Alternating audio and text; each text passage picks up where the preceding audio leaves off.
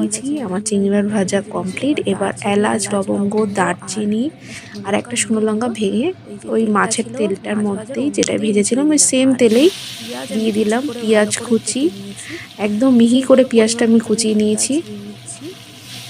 এবার ভালো করে একটু নাড়িয়ে চাড়িয়ে নেব। তো পেঁয়াজটা যখন হালকা ভাজা ভাজা মতন হবে, আর এইদিকে আমি মশলা নিয়ে নিয়েছি জিরের গুঁড়ো, ধনের গুঁড়ো, লঙ্কার গুঁড়ো, লাল লঙ্কা, আর ওইদিকে হচ্ছে রসুন বাটা আর আদা বাটা, আর এইদিকে টমেটো আর কাজু বাদামের পেস্ট। তো মশলাটা পেঁয়াজটা আমার হালকা হালকা ভাজা হয়ে গেছে। এবার টমেটো আর কাজু পেস্ট আমি দিয়ে দিচ্ছি। আর এর সাথে কটা কাজু বাদাম দিয়ে আমি পেস্ট দিয়ে এবার ভালো করে নাড়িয়ে চাড়িয়ে নিয়েছি। এবার পরিমাণ মতো নুন আর হলুদগুলো আমি দিয়ে দিলাম। এবার ভালো করে নাড়িয়ে চাড়িয়ে নিচ্ছি। এবার ভালো করে মিক্স করে একটু ভেজে নেব হালকা। বাদবাকি যে মশলাগুলো রেখেছি ধনে, জিরে, লঙ্কার গুঁড়ো, তারপরে ওটা আমি দিয়ে দেবো।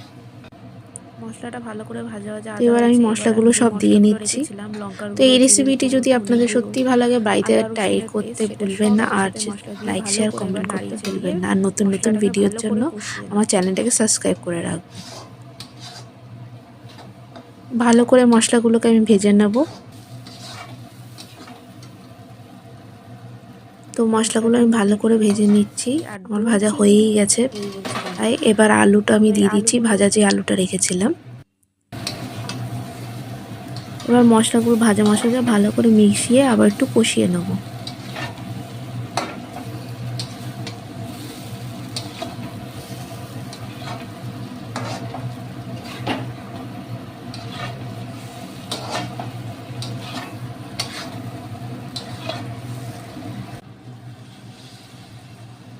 তো এবার নারকেলের যে দুধটা রেখেছিলাম ওটা দিয়ে দিচ্ছি।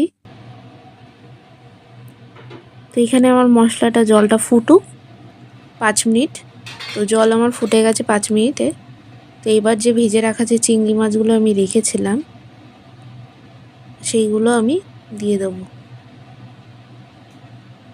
এক এক করে আমি চিংড়ি মাছগুলো আস্তে করে দিয়ে দিচ্ছি। আর গন্ধটা যা মানে এই চিংড়ি মাছ ছাড়াই যা ছড়িয়েছে, খুবই সুন্দর লাগে। চিংড়ি মাছ দিলে যে কত সুন্দর লাগবে দেখা যাক। তো চিংড়ি মাছ সব দিয়ে আমি একটু নাড়িয়ে চাড়িয়ে আরও 7 মিনিট থেকে 8 মিনিট পর্যন্ত ঢেকে রেখে দেবো।